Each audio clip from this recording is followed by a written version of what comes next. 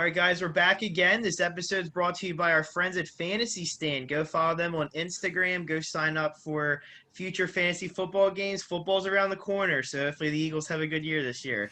Fingers crossed. Tonight we have a very special guest, super middleweight AJ Williams. His fighting nickname I just found out is the Kid with two D's. Really, really awesome nickname. 3-1 with two knockouts. AJ, thank you so much for joining us tonight. Awesome. Thank you for having me. Of course, man. So my first question I have for you is, why don't you tell the viewers where you're from? Originally, I am from a small town called Roxana, Delaware. Oh, wow. Which is right next to Bethany Beach, Delaware. Okay. All right. Something people a little bit more familiar with. Gotcha. But now I live in Baltimore City.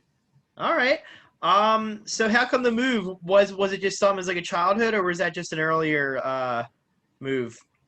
For me, no, I moved later in life. I was right after college, actually. My little sister was going to Towson University, and I was looking for something new, something fresh. And I decided to move to Baltimore because the job market was a little bit better here for IT guys than it was back in Delaware. So I thought it would be a good move for me. So her and I ended up actually moving in together. I think it was her junior year of college. And I looked for work while she went to school, and eventually we found our place here. I found a job. She still loved it here. She found her husband here. I found my wife here. So, oh, wow. Yeah, we ended up staying. She's out in the county now, but I still live in the city. Oh, okay. Pretty awesome. Yeah. Wow, really, really nice story. Okay. Yeah, for sure. And then what age did you start boxing at? It was late for me. I was in my 20s. I was actually 20 years old. Were you? I okay. Remember that? Yes. Yeah. I played basketball for a lot of years, all through. For as long as I can remember, actually. I remember a ball in my crib.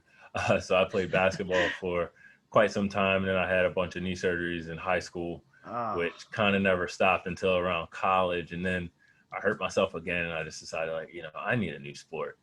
And one night, me and a bunch of guys were kind of playing around with some boxing gloves. And all of a sudden, I felt comfortable. I felt good. And me and this guy were playing, joking around. And I hit him with a right hand. And next thing I know, he went down. And I was like, oh, okay, that felt kind of cool.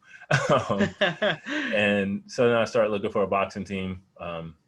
When I went from a branch campus to main campus, started looking for a boxing team to just kind of learn how to box, because I knew I was just kind of going at a whim, just going off of instinct at the time. So I learned how to box for about 6 to 9 months, and then tried out for the team, made the team, and started boxing amateur there, and that was all she wrote. Awesome. Fantastic, man. That is awesome. Yeah. So speaking of basketball, we actually have a really cool pro-am tournament happening in Philly, but they're playing in Camden. So a lot of the NBA players are in it, Rondé Hollis Jefferson. Oh, wow. Who else? Tyreek Evans is supposedly playing, but he hasn't played at all. And then a couple of the local guys Ramon Moore and all are playing and all that too. Yeah, so it's actually been a really fun tournament. It's actually wrapping up this week. Yeah. All right. So let's talk about amateurs. So you did touch up on it, that you made the team, then you had a couple amateur fights too. If you could let everybody know, what was your record, your achievements in amateurs, and when did you know you were ready to go pro? Sure. Sorry, my dog was she saw something in the background. I don't know what she saw. So in regards to the amateurs, I honestly don't even remember my record. It was, I remember I had around 25 fights in the amateurs. I fought in college. I had around 13 fights in college.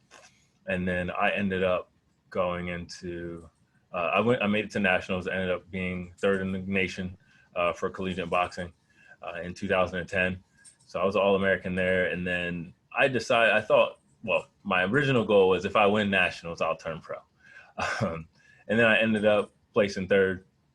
And once I graduated, I kind of just focused on moving, finding a job. And I always stayed in the gym here in Baltimore. And then all of a sudden they were like, hey, you still want to fight? And I was like, I don't know.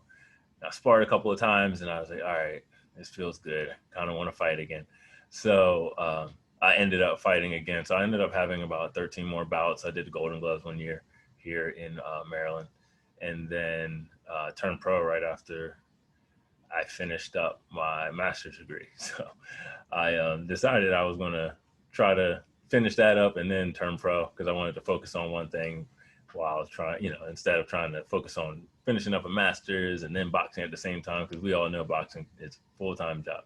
Yes. So once I finished, I decided to turn pro. Man, how long ago was that? That was might have been 2012, I believe. 2012. Okay. Yeah. It was a while ago. Wow. Okay. Where'd you get your master's at? I did at University of Maryland Global Campus. Yeah. Okay. So yeah, I did that. I got a master's in informatics, and I have an MBA as well.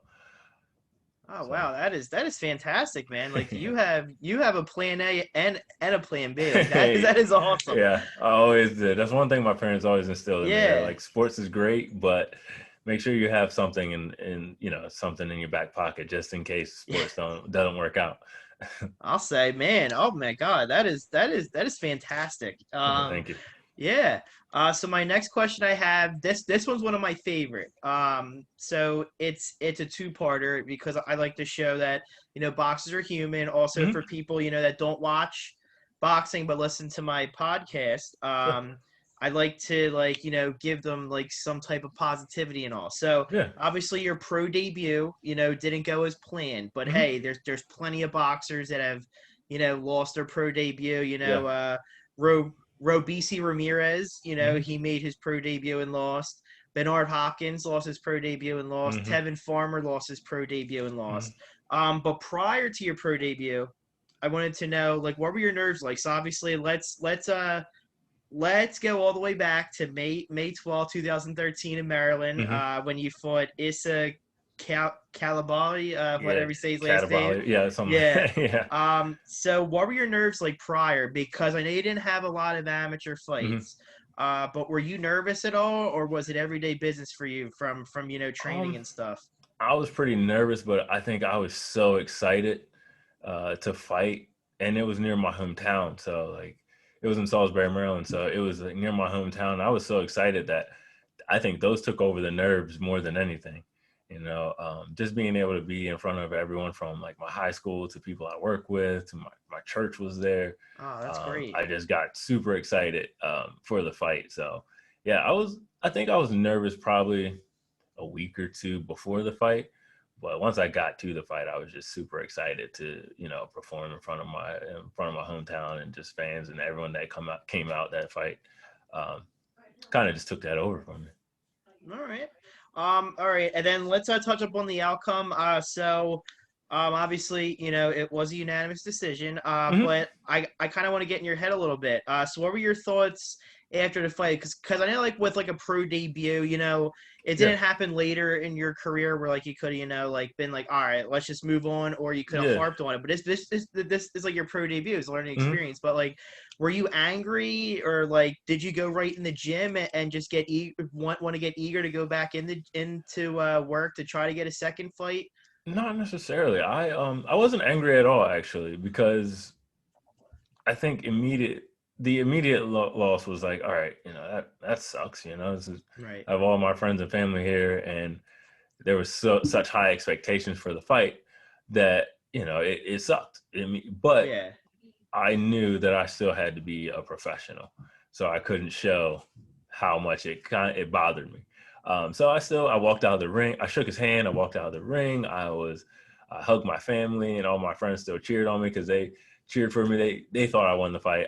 I thought I won the fight too, but that's neither here nor there. That's right. I took the loss like a man, and I was like, okay, so we'll look back.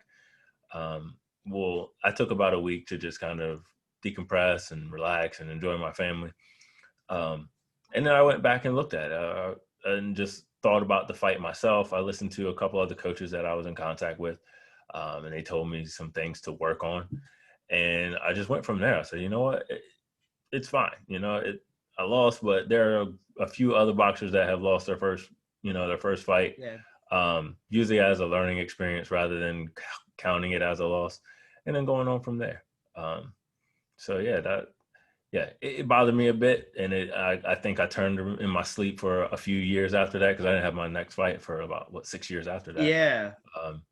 Yeah, because I was still focusing on Life stuff. Yeah. yeah, exactly. I was still focusing on like finishing up my education and then making sure that I was getting the job and establishing myself there.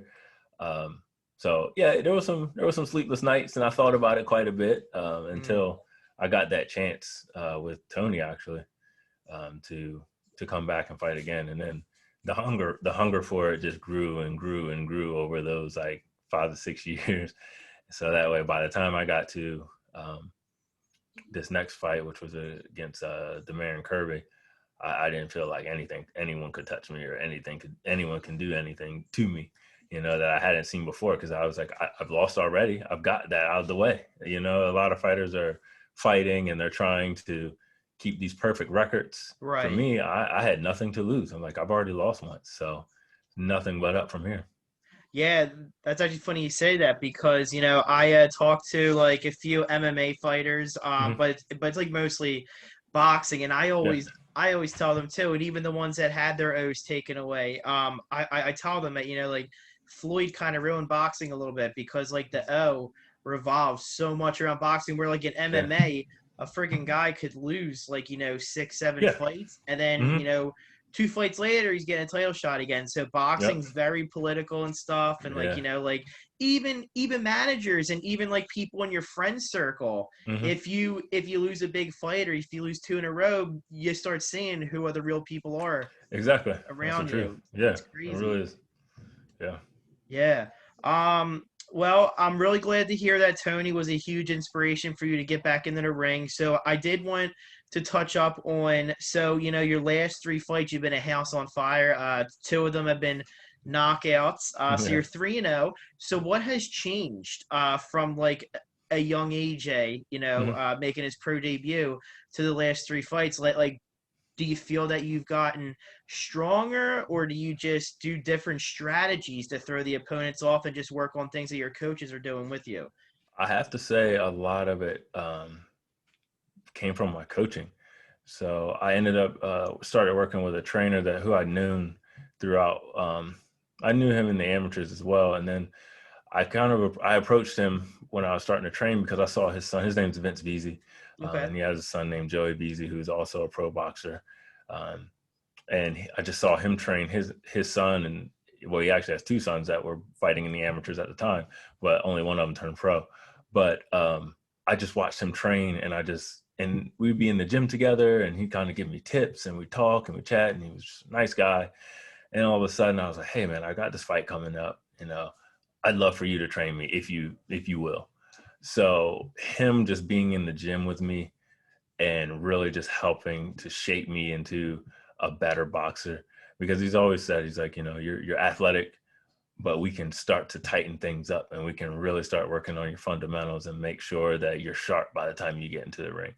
And I think that was big. And him doing that and really helping me out, as well as just guiding me from a boxing standpoint, as well as a game plan standpoint. Like, that's one thing I didn't have in my first fight. I didn't have a game plan. I barely knew who my opponent was going like a week or 2 going into it. So him being able to like break down my opponents, give me a solid game plan and things to work on, I think really made the difference in my last 3 fights. All right. Yeah, no, that is great that coaching's been a huge inspiration for you, and also to get that fire back in you. So yeah, that is sure. Awesome to hear. I know we did touch up on it a little bit, but I did have this question in there. So what's your relationship been with like Tony?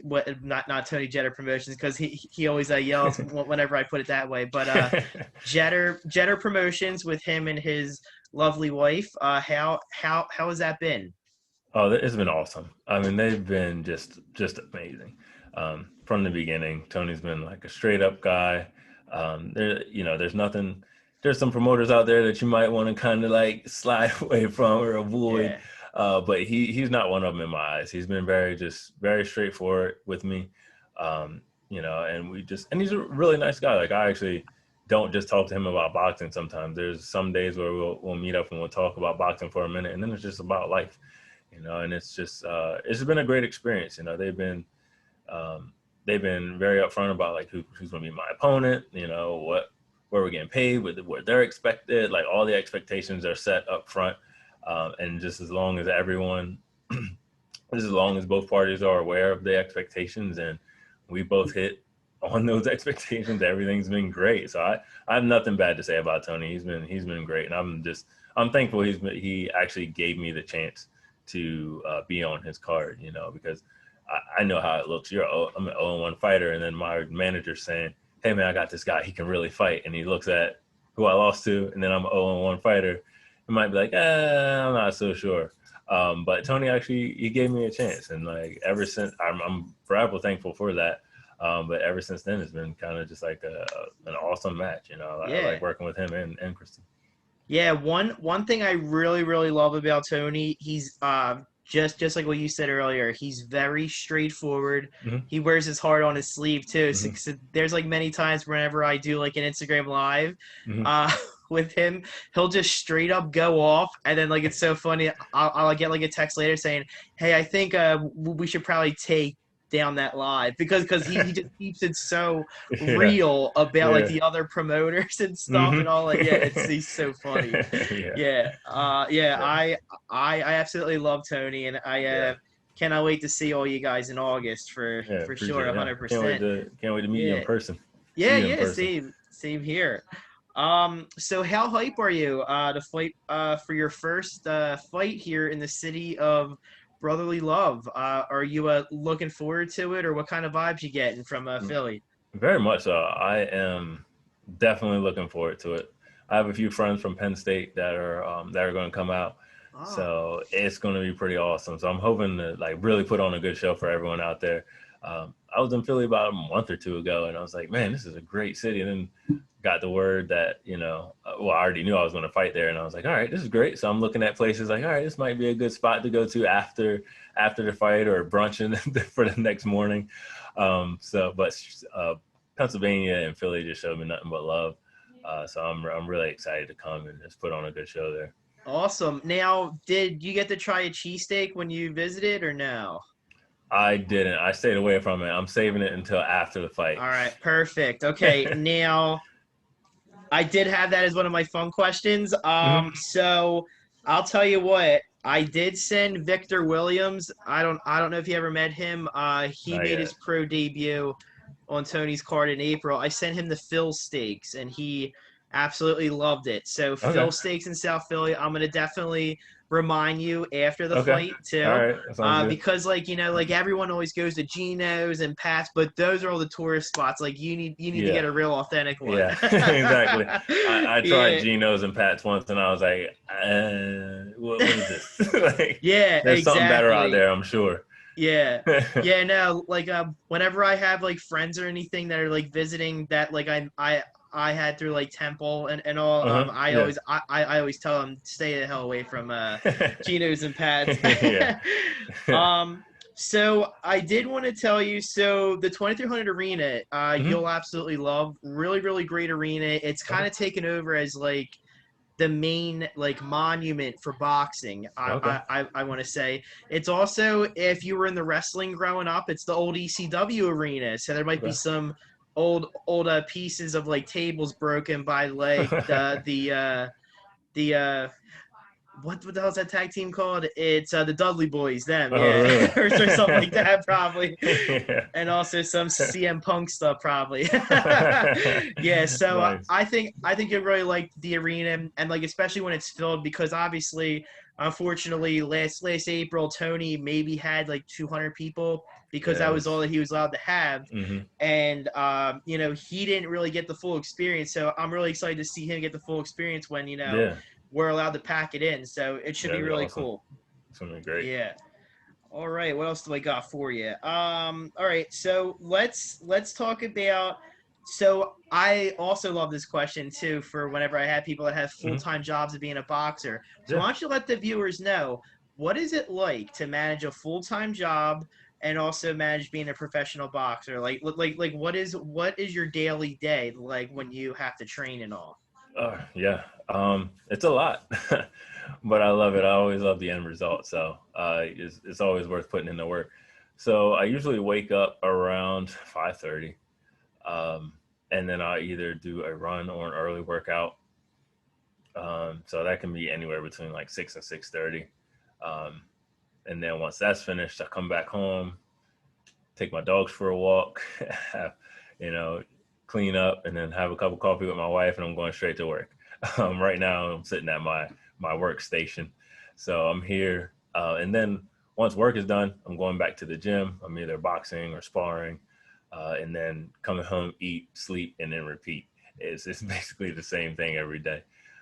But like I said, I love the challenge. I love doing it. I think, sometimes it sounds hard, but once you start to really make it into your routine, it's just a part of your life. So it's just like going to the gym every day. It's just like, hey, I know I got to walk the dog, so I just make time for it.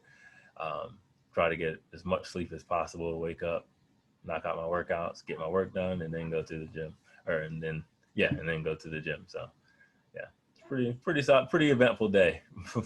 Yeah, no, I 100% know what it's like to balance that, because I talked to many of the Philly guys, and I totally respect you guys, because you also have to provide for your family, especially the guys, that didn't really work last year. That was a huge wake up call for them, that they had to go out and get jobs, because all the club shows were canceled, and some of them weren't fortunate enough to get called to be in one of those bubbles for Top Rank or PBC. Yeah, for sure.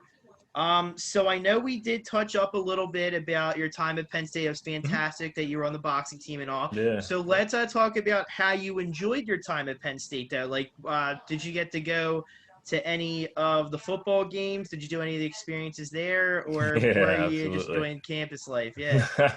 No, I experienced everything there was to experience.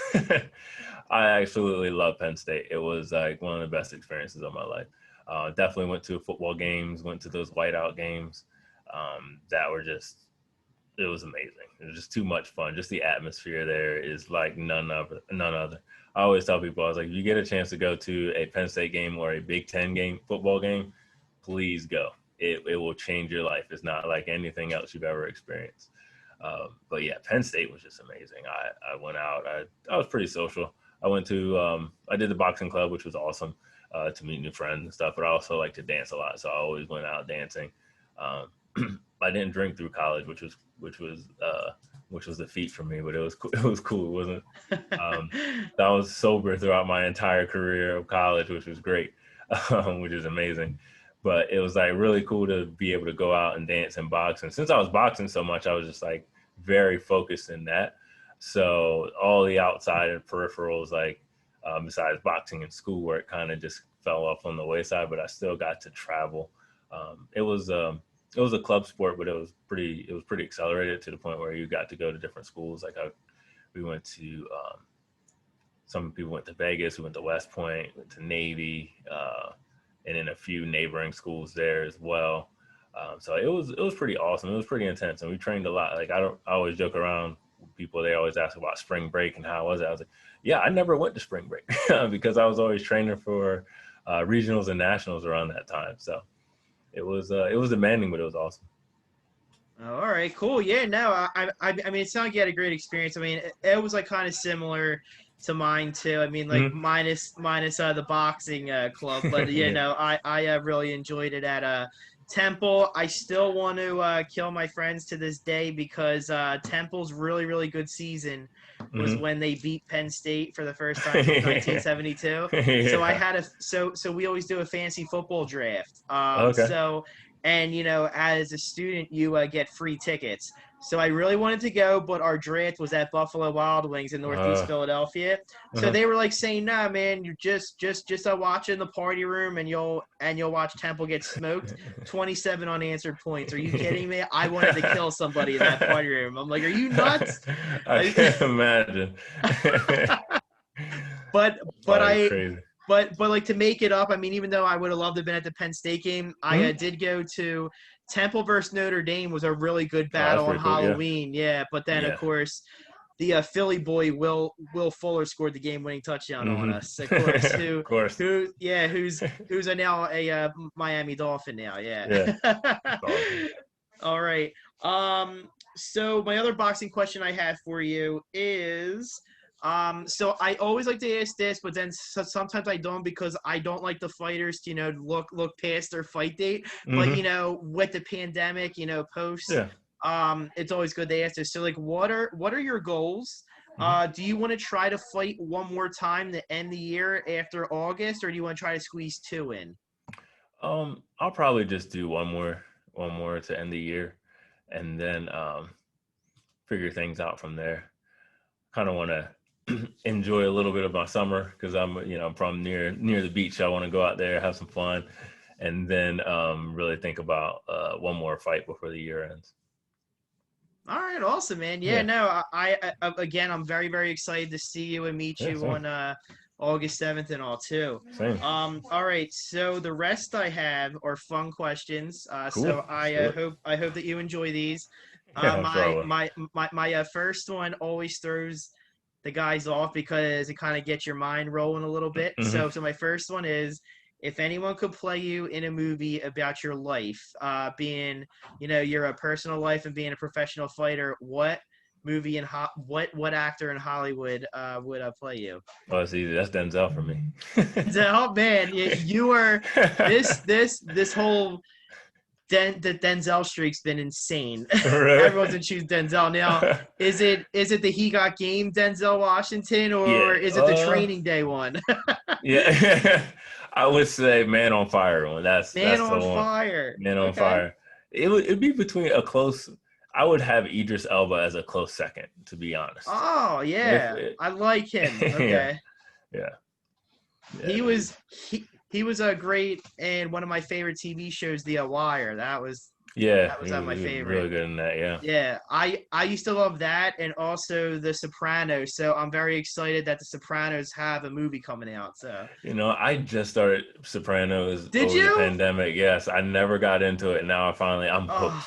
I am hooked. What season you up to? I think I'm on the 4th season right now. The 4th one. Okay, yes. So things are really going to be happening in the 4th one, but I'm really not going to ruin it to you. But actually, my one Sopranos question, if you can remember, were you really shocked how Richie Aprile got whacked at the end of season 2? He was the one where Tony's sister Janice shot him. Yeah, I was definitely surprised about that. And yeah, that was surprising. You knew he was going to go because it was kind of leading up to it, but you didn't know he was going to go like that. It's like, oh. Same, yeah. I thought it was like going to be a war, or he was like going to try to take out Tony. So like, I guess it was kind of a blessing that he raised his hand to her and he went out making her go nuts. That's crazy. Tony, and it was funny because Tony comes over to the house like, what happened? Oh. He's like, he was just like, oh, yeah, because like right before he walked into the house, he loaded up his 9 just to make sure, just in case, just in case, you never know. Yep. So I'm a food guru, I would like to say. So what is your favorite spot to eat at in Maryland? Favorite spot? That's going to get that's got my wheels turning now. There's quite a bit. Trying to think where my favorite spot is right now. My wife and I like to go to just restaurants. Different places? Okay. Yeah, we like to try new things all the time. All right. I would say lately I've been frequenting a place called Bar Cocina. Bar Cocina. Okay. Yeah, in Fells Point. Lately, I've been going there. They have some fish tacos, or not fish tacos. Sorry, they have shrimp tacos that are amazing. Shrimp tacos? I've never had one. Okay. Yeah, they're delicious. Yeah, it's right on the water on the harbor. So if you're ever here, let me know. We'll go down there, grab some tacos. Definitely. Okay. Yeah, I'm gonna definitely have to do a Maryland trip soon. I mean, I'm really itching it because like all the guys on this card always tell me their spots and stuff, and then like I'm like, I'm a way overdue to go to Maryland. Yeah, you should. It's not that far. Yeah, it's like me going to Philly. I always think like Philly is like 3 or 4 hours away. But it's so really close. It's not that far away at all. No. Not at all. Yeah. Speaking of Philly, though, I'm really interested to see if you're going to keep the streak on this one. I'm really wowed how many people choose him. But who's your current favorite Philly fighter to watch right now? Current favorite Philly to watch? Always like watching Danny Garcia. Danny Garcia? Yeah. Okay. I always like watching him. He's like, he always just finds a way to win, and I like watching. I like his style. Like he's just a great boxer. Yeah, Danny Garcia, and he's entertaining. I feel like he's a cool kid. So yeah. All right. Well, listen, if probably after the fight, because I know at weigh-ins and stuff you're gonna be hungry, and then most likely. Yeah, and then you're gonna be really zoned in on fight day to try to get a fresh cut. But he does own a barber shop, and he's usually there. So I could give you the address to the barber shop, and I'm sure Angel or somebody probably show you the gym or something, maybe if you asked them. But like the gym and the barber shop's all there. Oh, nice. Yeah, he's really cool, and his dad Angel is phenomenal. So really? Yeah, he seems awesome. Yes, so like if you wanted to check that out or get like a fresh cut before you leave on Sunday, I'll definitely let you know the address and stuff too. Yeah, good. For sure. All right, yes. So you actually broke the streak. Everybody loves Tevin Farmer. So yeah. So like a lot of people on the card, and I was like really wowed by it. But a lot of fighters on this card really enjoy Tevin Farmer. Yeah. And then after I bring up Boots, who's Jaron Ennis, like, oh yeah, Jaron Ennis is good too. Yeah. All right. Let me see what else I got. I can't read my handwriting. Oh yeah, yes. So I always like to ask this as a joke, or like if you do have another favorite NFL team, you can let me know. But are you more Baltimore Ravens or are you Washington Football? Where is your alliance? Oh, you're gonna be hurting right now. I'm a Dallas Cowboys fan. No. Oh. I am. For life. Oh my God. I knew this question was coming. I was ready for it. I feel like we're gonna have the dislike button now on this interview now, Jay. People are probably hitting it right now. No. Yeah. Hopefully there's no star on your trunks or robe when you come out. Oh no, I wouldn't dare do that in Philly. All right. Gotcha. So my last question I have is, besides your fight, of course, what is one fight on the card? If you got a chance to look at it, which fighter are you looking forward to watch after your fight or before your fight? If you take a peek through the curtain. I think his name's Victor Williams. I want to see his fight. I heard a lot about him. I think based on the last fight that he had, I think it was in April. I heard he's a pretty good fighter, and definitely I heard he was like a really nice guy too. So I'm interested in meeting him and seeing this fight. I also want to see Brandon Chambers fight as well. Brody Chambers, he's been training hard. He's been looking good. So I definitely want to see him step in the ring again. He's been making a really big push like lately. He's been just staying consistent and fighting. So I haven't seen him fight in a while since our last card. I think was in March of 2020, I think, or not March. It was right at the end of February. Okay, was the last fight I saw with him. Okay, yeah. I actually do remember that. So, like, of course, I wasn't there, but I know that Tony was telling me that he had a really, really good show before the pandemic, and I believe you're on that card. Yeah. Yeah, that show was amazing. It was at Maryland Live Casino. They had like a new event center that they had just opened up. Oh man. And Baltimore like showed out. It was like a sold out event. It was amazing. It was a really good time. That's awesome. Yeah, so I'm hoping when Tony finally gets the okay, or I'm not sure where you guys are capacity wise, but like if he does another one, I'm 100% gonna come down for it. Yeah. Yeah, that'd be awesome. Yeah. All right. So for me, I don't have an answer. Of course, it's everybody. So I'm really excited because like after chatting with you guys, it makes me more like hyped to watch the fight. So it makes me really enjoyable. Cool. I do want to give a shout out. So I was sad to see on social media. I didn't get a chance to ask him, but I hope he's okay. But I saw my last interview was with Blaze, and I saw that he's not on the card. I feel awful for him. I have no idea what's going on. I didn't want to ask, but hopefully Blaze is okay. But Yeah. he's not gonna be on the card, unfortunately. Yeah, he said he was okay. I sent him a quick note on Facebook. I was like, "Hey man, Okay. everything okay?" He's like, "Yeah, I'm okay." He said it was something that was like work related. I was like, "Okay, well at least you're good." But it's sad to see him not able to fight on the card because he was really excited. He's another one that was we were on the same card as well back in February. So he was great to meet as well. He is so funny. Like he had me laughing the whole time during our interview. Like he is so funny with his stuff. Yeah, he's a good kid. He's cool. Well, AJ, thank you. It was such a pleasure to meet you. We'll definitely get a picture after your fight, and maybe we'll grab some cheesesteaks and you'll get a real authentic cheesesteak instead of a tourist spot. So. Yeah, that'd be awesome. It was wonderful meeting you, Joey. Thank you for having me on the show. I really appreciate it. Oh yeah, sure. Anytime. I'm gonna be on vacation the week, but I come home Saturday, so I'm literally just throwing the suitcase in the house and I'm heading down to the arena. So. Nice. But like usually, I used to do like a fight. Instagram live with the fighters, just do like house camp and what's your mindset. But I don't think I'm gonna do that while I'm down the shore. But I'll see you on fight night 100%, and I'm awesome. Looking forward to meeting you after. Same, looking forward to meeting you as well. All right, AJ, thank you and have a wonderful night. Thank you. You do as well. Thank you.